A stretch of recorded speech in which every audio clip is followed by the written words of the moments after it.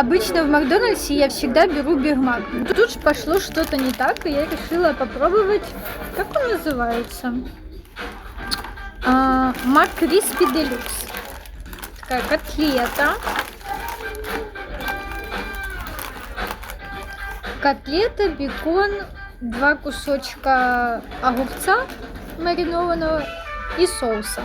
И сырочек. А что булку пополам сделали?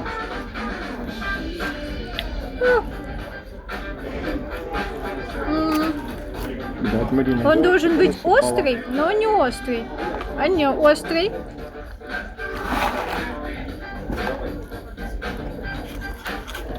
Ой, островатый.